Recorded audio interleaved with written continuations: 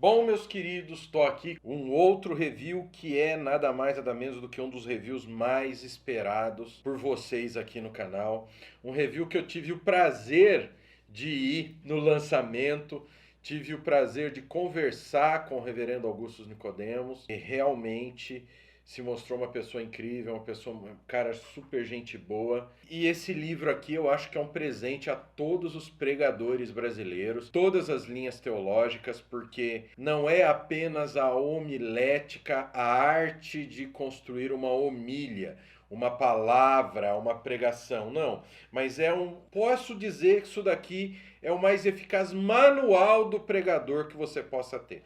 Porque ele cuida de tudo, ele cuida da vida, ele cuida da preparação do sermão, ele cuida dos cuidados da família do pregador. Olha, extraordinário. Fala sobre pagamento, isso mesmo. Pregador deve cobrar para pregar, como isso funciona. Então é isso que a gente vai ver nessa obra de hoje.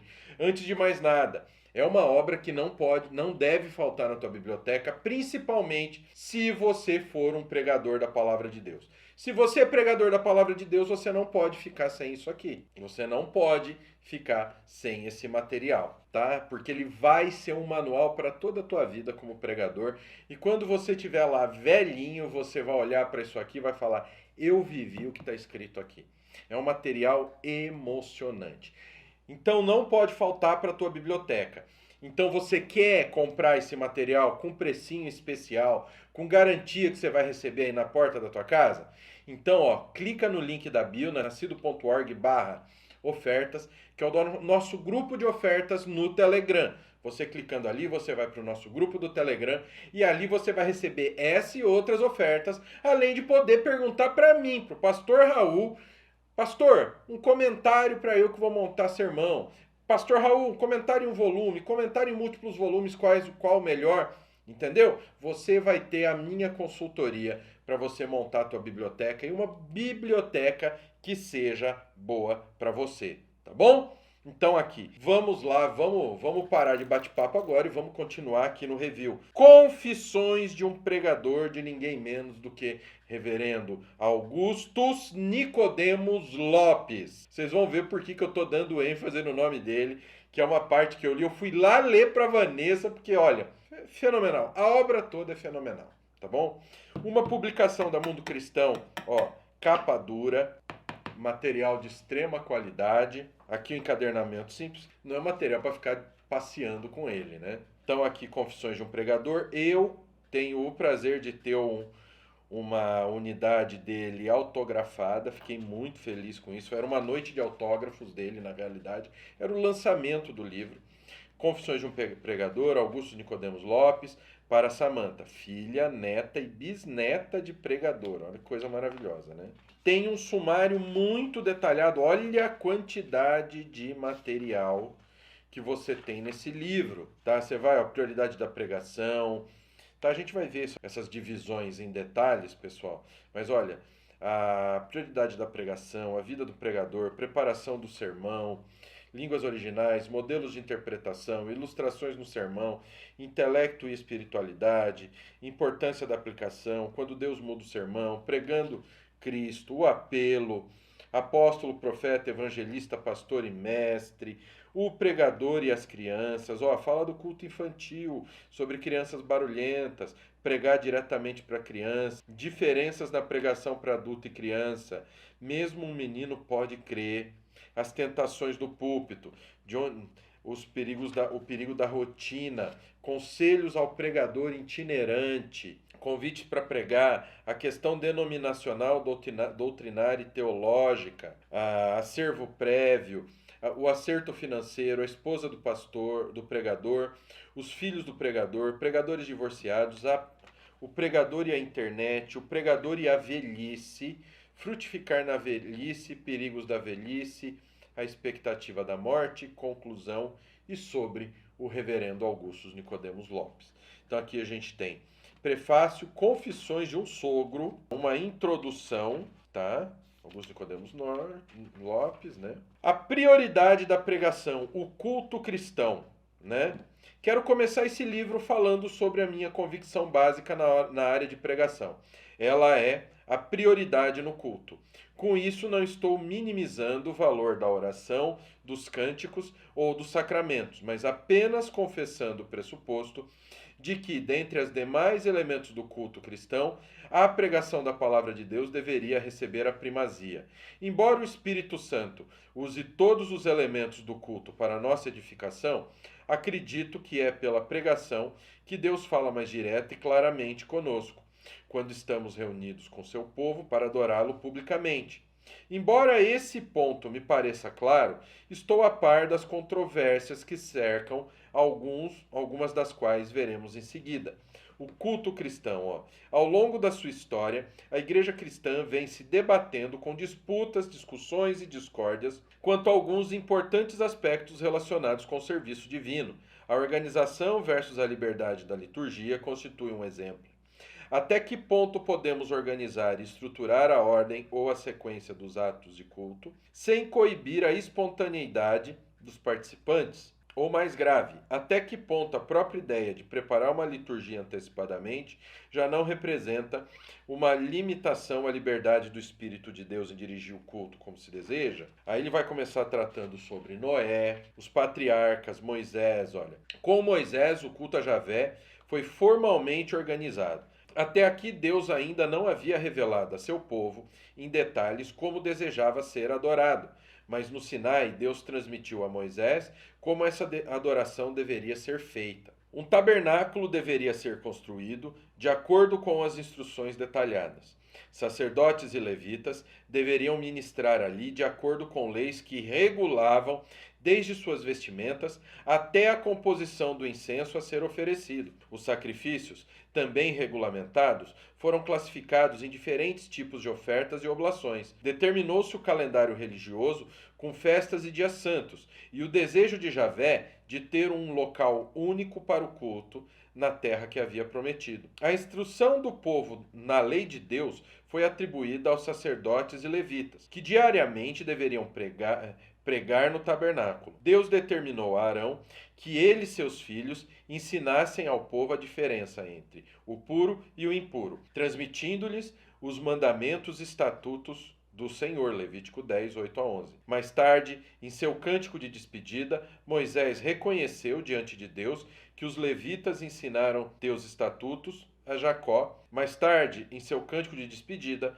Moisés reconheceu diante de Deus que os levitas ensinaram teus estatutos a Jacó, deram tuas instruções a Israel. Deuteronômio 33:10. Moisés, entretanto, era o grande pregador das assembleias, quando todo o povo se reunia para ouvir a palavra de Deus. Aquele que era pesado de boca e pesado de língua, quando Deus o chamou. Veio a ser poderoso em palavras e ações. Foi primeiramente legislador, pois recebeu e transmitiu as leis de Deus ao povo, mas foi também pregador, pois essas leis foram transmitidas ao povo mediante seus sermões. Olha só. As sinagogas.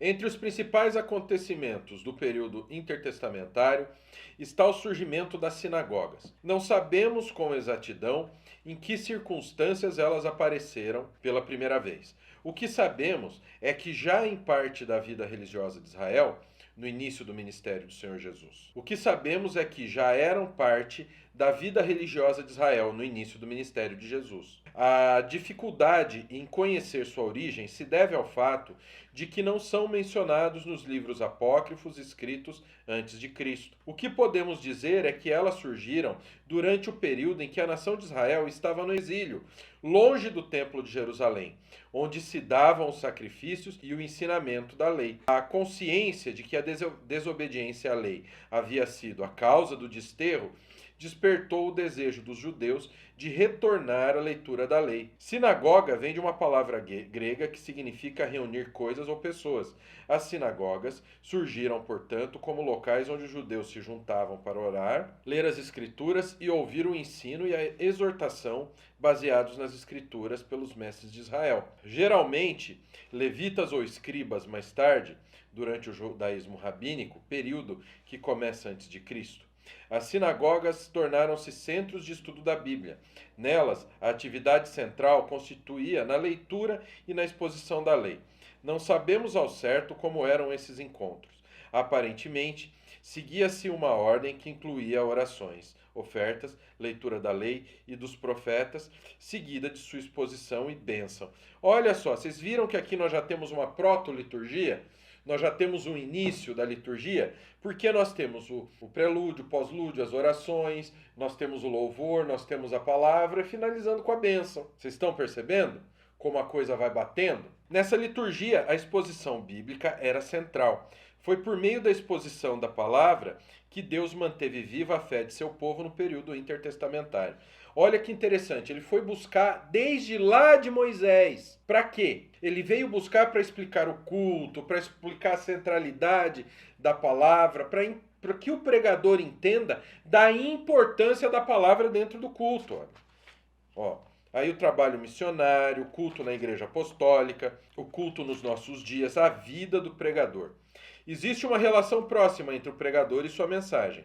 Ainda que Deus, em sua misericórdia, use a pregação, apesar das falhas do pregador, é muito claro nas Escrituras que ele se apraz em usar de maneira mais eficaz aqueles pregadores cuja vida é compatível com a mensagem que pregam. Vejamos alguns aspectos da vida do pregador capazes de impactar diretamente a sua obra como proclamador da palavra de Deus. Aí vem a oração. Comecemos com a vida de oração do pregador. Existem várias passagens na Bíblia que mostram a relação entre a oração e a pregação. Por exemplo, os apóstolos estabeleceram como prioridade de seu ministério a dedicação à oração e ao ministério da palavra, Atos 6:4. Os pregadores precisam se dedicar intensamente não apenas à preparação dos sermões, mas também à oração e à intercessão diante de Deus por seu ministério e pelos ouvintes. As duas coisas andam juntas. Quando os primeiros cristãos experimentaram o início das perseguições dos judeus em Jerusalém, reuniram-se para orar.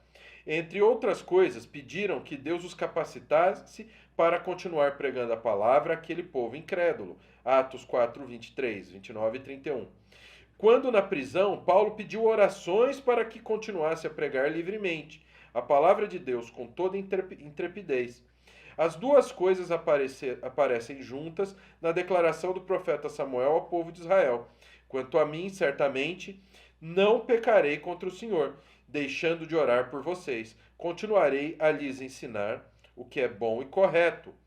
Como ministro da palavra de Deus, Samuel considerava um pecado deixar de orar pelo povo. É conhecido o fato de que, enquanto Charles Spurgeon pregava nos cultos de sua igreja, um grupo de membros reunia-se numa sala anexa, intercedendo fervorosamente em oração pela conversão de pecadores e pela edificação do povo de Deus. Não é de admirar os feitos da pregação de Spurgeon e de seu alcance em todo o mundo, porque era o quê? Baseado na oração. Leitura bíblica. Isso aqui é muito importante, pessoal. Outro aspecto extremamente importante na vida do pregador é sua rotina de leitura bíblica. O apóstolo Paulo, assim, ensinou a seu discípulo Timóteo, em 2 Timóteo 3, 16 a 17. Por essa passagem e outras, vemos que as Escrituras são um instrumento pelo qual Deus atua em meio a seu povo, pois são inspiradas por ele, sendo sua própria palavra. Deus age no mundo mediante as obras da providência, guiando e dirigindo as circunstâncias, supervisionando cada etapa da história. Mas é por meio de sua palavra escrita que ele atua salvadoramente na humanidade. É por esse motivo que a principal tarefa do pastor é pregar a palavra de Deus ao povo. Foi o que Paulo disse a Timóteo: pregue a palavra, esteja preparado, quer a ocasião seja favorável ou não. Corrija, repreenda e encoraje com paciência e bom ensino. Quando o apóstolo Paulo chegou à cidade de Tessalônica, foi à sinagoga local onde pregou a palavra aos ouvintes. Esse sempre era seu método de começar uma igreja. O livro de Atos nos traz uma descrição detalhada de como ele pregou ali, tá? Então aqui vai falar sobre a importância do relacionamento do pregador com a palavra, leitura de obras teológicas gerais, ou seja, o pregador tem que ler outros materiais. Sim, pessoal, nós fazemos parte, nós temos o sola escritura, mas não é nuda escritura, ou seja, apenas a escritura. A escritura é a regra de fé e prática, ela tem autoridade sobre tudo, sem dúvida nenhuma. Agora, o X da questão é que não é errado nós termos materiais para nos ajudar a entender a Escritura e as doutrinas que estão nela. Jejum, a importância do jejum, meditação, silêncio e reclusão, santidade do pregador. O pregador tem que procurar. O pregador não é um homem sem pecado, pessoal. Mas ele tem que procurar o quê? Ele tem que procurar estar nos caminhos do Senhor. Ele tem que dar o exemplo lutando contra o pecado. Confissão de pecados, preparo intelectual, a soberania de Deus, a preparação do sermão. Ele vai explicar os tipos de sermão. Olha aqui uma tabela comparando o sermão tópico com o sermão expositivo. Isso é muito legal. A preparação do sermão expositivo em si. Ou seja, é um verdadeiro manual de vida para qualquer pregador. A escolha da passagem bíblica. Como que o cara vai escolher uma passagem bíblica se ele não tem um relacionamento com a Escritura? Como que a pessoa quer pregar se ele não tem uma vida de leitura da Escritura, da palavra? Eu, daqui a pouco, eu vou sentar e vou montar o esboço do Café com Bolota amanhã. Se eu não uso o devocional, se eu não faço o devocional que nós disponibilizamos para você no Instagram, como que eu posso ter uma palavra para pregar? Como que eu vou ter um relacionamento com a verdade bíblica? Isso não existe. O esboço, o conhecimento da própria língua. Aqui está falando das línguas originais. Porque é o seguinte, pessoal. Nós temos muitas pessoas que querem aprender grego e hebraico, mas não sabem nem a língua portuguesa direito, tá? Então é importante, sim, que nós conheçamos as línguas originais, de qual texto a Bíblia é traduzida, que os modelos de interpretação. A gente vem, as novas hermenêuticas. Isso é um problema. É preciso ainda mencionar as chamadas novas hermenêuticas, que surgiram em reação ao racionalismo iluminista e ao método crítico. Esse movimento hermenêutico, que é relativamente recente, aceitou em rejeitar alguns pressupostos do racionalismo, mas não os levou a um método melhor. Ao rejeitar o conceito de verdade absoluta e a possibilidade de encontrá-la por meio de métodos científicos, como é defendido pelo método crítico, as novas hermenêuticas introduziram um relativismo radical, uma interpretação geral na interpretação bíblica em particular.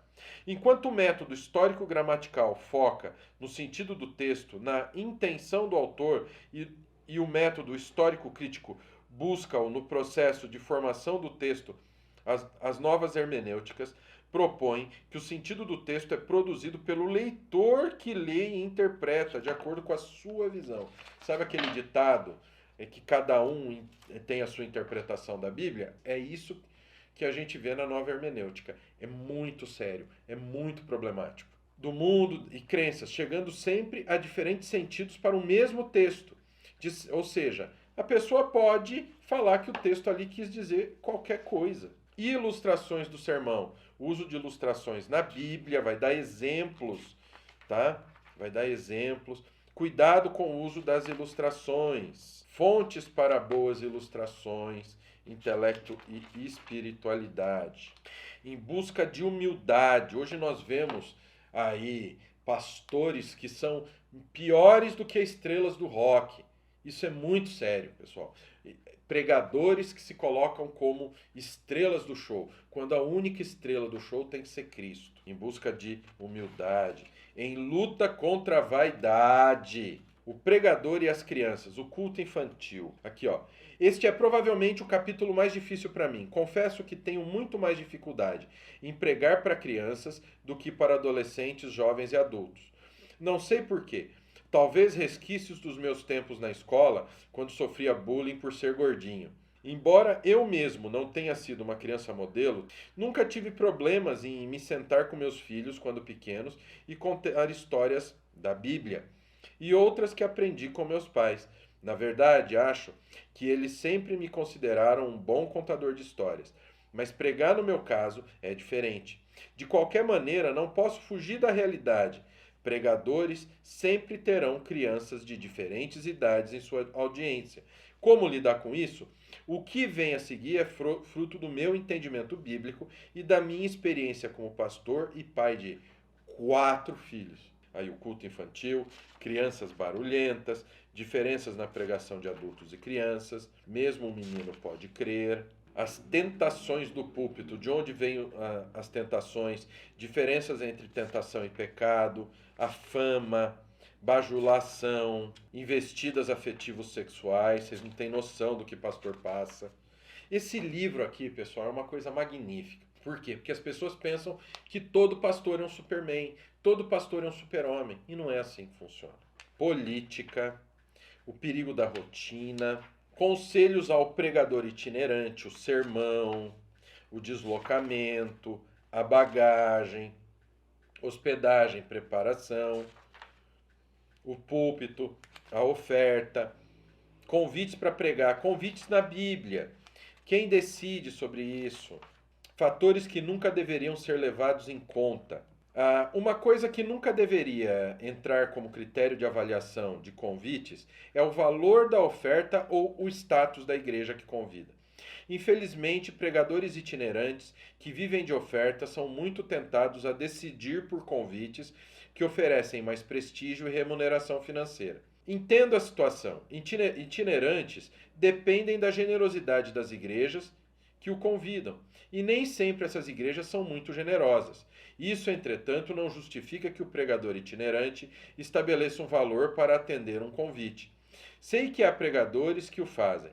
Considero lamentável esse procedimento. Se alguém foi chamado para viver da pregação itinerante do Evangelho, deve estar preparado para viver com aquilo que receber. Cobrar para pregar contraria aquilo que o Senhor ensinou aos discípulos. Deem de graça, pois também de graça vocês receberam. Mateus 10:8. Meu amigo e colega Renato Vargens postou um tweet enquanto eu escrevi esse capítulo que reproduzo aqui com sua permissão. Lamentavelmente, se tornou comum os pastores cobrarem para pregar o evangelho da salvação eterna. Infelizmente, sei de casos de pastores cobrando até 15 mil para ministrar, entre aspas, numa conferência. Além disso, muitos destes exigem hotel 5 estrelas, cardápio variado, carro do ano à disposição e segurança. Segurança full time. Mais adiante teremos um capítulo dedicado a esse assunto, mas quero adiantar aqui esse ponto para não ser mal compreendido. Não estou dizendo que o pregador não deva receber das igrejas onde ele serve. Estou dizendo que ele não deveria impor condições financeiras para pregar. Da mesma forma, o prestígio da igreja ou o evento que convida não deveria ser um fator decisivo. É muito tentador aceitar convite para pregar em igrejas grandes, em eventos onde centenas de pessoas estarão presentes, e rejeitar convites para pregar em igrejas pequenas e eventos desconhecidos. Tornar-se conhecido e popular nunca deveria ser a motivação para um pregador. Quer ser reconhecido? Fica frio. Quando você morrer, você vai estar no IML, aí você vai ser reconhecido. Palavra de Deus, pessoal, púlpito é servir. Púlpito é se humilhar. Púlpito não é ser estrela, não é uma oportunidade para ser estrela. Desmarcar compromissos assumidos, a questão denominacional, doutrinária e teológica, aproveitar as oportunidades para pregar, evitar polêmica. Eu não vou na Assembleia de Deus pregar predestinação ali, a menos que eu pregue a predestinação nos pontos convergentes do arminianismo e do calvinismo que eles existem. Eu vou lá e vou pregar os pontos convergentes da nossa fé, porque são igrejas irmãs. Nós somos irmãos em Cristo. Os outros, unidade na diversidade, ser tudo para com todos, pregar Cristo e não a sua denominação. Você prega o Evangelho de Cristo ou você prega a Assembleia de Deus? Você prega o Evangelho de Cristo ou você prega a Igreja Presbiteriana do Brasil? Acerto prévio, ensino bíblico, quando fazer exigências é razoável, levar alguém ao seu lado, acerto sobre programação, quando o acerto sofre alterações, passagem e acomodação, trajes e aparência, a tradução usada na igreja, canais digitais, YouTube e redes sociais. Acerto financeiro, há um capítulo só falando sobre isso. A esposa do pregador, o pregador e a internet. Olha só, essa parte aqui é de morrer, de rir. Em quinto, ter paciência para lidar com comentários, opiniões e críticas de pessoas mal educadas, sem bom senso, conhecimento ou qualquer condição de manter um diálogo ou de participar de um debate de forma inteligente e cortês. Embora discorde da maneira debochada com que Humberto Eco se expressou a respeito disso, não posso discordar da verdade de suas palavras. As redes sociais deram voz a uma legião de imbecis. É verdade. Se você, eu falo, porque eu que atuo tanto na internet, sabe, às vezes eu olho certos comentários, eu falo, eu não acredito que a pessoa está passando essa vergonha no débito. Porque os caras escrevem cada abobrinha, às vezes. Já teve gente querer me repreender de questão de como pronunciar o grego, escrevendo, porque mim não ser obrigado, digitando problema. Então é difícil. Ah, mas a passagem tal foi adulterada, pastor. Por isso que não sei o quê. Eu fico olhando, falo, adulterada por quem? Me mostra onde. Sabe, a falácia do sábado, entendeu? De que não é o domingo, de que não é o domingo, o dia do Senhor. É difícil, pessoal. A gente passa cada uma que às vezes, olha, a gente vê que a gente está cercado de água por todos os lados, tá? Diariamente nas redes sociais recebo insultos, expressões de sarcasmo, confronto, zombaria, além de questionamentos da parte de pessoas que não conseguem sequer escrever corretamente. Confesso que às vezes tenho ficado bastante chateado, para não dizer irado. Perguntem para Vanessa, no meu caso. Pessoal, a gente morava lá na Zona Leste, o escritório era no Tucuruvi, a gente ia trabalhar de trem lotado. Voltava de trem lotado para casa, trem Calmon Viana, para quem conhece aqui em São Paulo, ela se matava de rir de mim, porque eu via determinados comentários que não mereciam resposta, eu ficava tão irado que agora ele vai ver. E eu lá, com uma mão no ferro, e eu lá, ele vai ver. E na ponta do pé, porque aquilo lá era uma lata de sardinha, mas mesmo assim eu respondendo. Hoje, sabe o que eu faço? Quando a pessoa é sem educação, eu bloqueio. A pessoa não quer ouvir, eu bloqueio. Então, se você espera que vai me cutucar para eu discutir com você, lero, não vai acontecer. Entendeu? Porque é difícil, pessoal. Tá? Principalmente para quem leva um trabalho baseado em estudo, baseado em cuidado, pensando em desistir de escrever alguma coisa na internet. Talvez essa postagem consiga expressar melhor o que quero dizer. Eu coloquei no Facebook após uma semana de abusos, desprezo, ironias, maledicências e assim por diante. Razões pelas quais estou quase desistindo das redes sociais, Reverendo Augusto. Porque lá tem, ele citou os tipos de pessoas. Os hipócritas. Reverendo, admiro muito o senhor, considero-o um dos grandes teólogos do Brasil, mas sem querer contradizer o que o senhor disse, não será aqui. Ou seja, a pessoa vai lá dar aquele beijinho para mandar um murro. Ah, mas a pessoa é obrigada a concordar com você? Não. Mas então ela vai lá e ela prega também. Esse é um ponto. Os ignorantes, querendo se passar por entendidos, o nome verdadeiro de Jesus é Yahshua, de acordo com os manuscritos achados nas cavernas. Aí, entre parênteses, ele colocou: o nome de Jesus é Yeshua, nem aparece nos manuscritos do Mar Morto. Continua, vocês pensam que acabaram? Essa parte aqui que eu fui dando risada para Vanessa, porque, gente, se aplica a minha vida assim de uma forma perfeita. Os que assassinam a língua portuguesa. As pessoas com cedilha deveriam estudar M-A-S, antes de vir aqui dizer, com Z-E acento, essas coisas com Z errada. É todos mau karate. Você quer uma coisa incrível? Nossas publicações sobre a nossa formação completa em teologia que nós temos. Nós temos um curso que hoje tem 100 matérias, que vai do básico ao avançado da teologia. Você aprende grego, aprende hebraico, traduzindo Bíblia. Você tem crítica textual. Um curso completíssimo, entendeu? Aí o cara põe lá e fala: não precisa de teologia. Mim sempre pregou. Eu fico olhando, cara, o que esse cara tá pregando. Por quê? Isso não se trata dele. Ah, não, coitado, ele não tem condição. Ele crê que ele pode pregar. Não, é a pura preguiça. Ah, pastor, coitado, ele não sabe o que diz. Todos nós adultos sabemos o que dizer, ou não? Os que nem se preocupam em escrever meu nome direito. Esse daqui eu quase tive um troço de rir.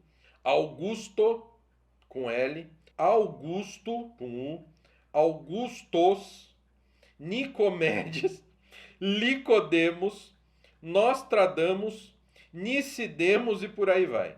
Os aproveitadores que quase não têm seguidores e usam meu espaço para colocar um textão e se promover.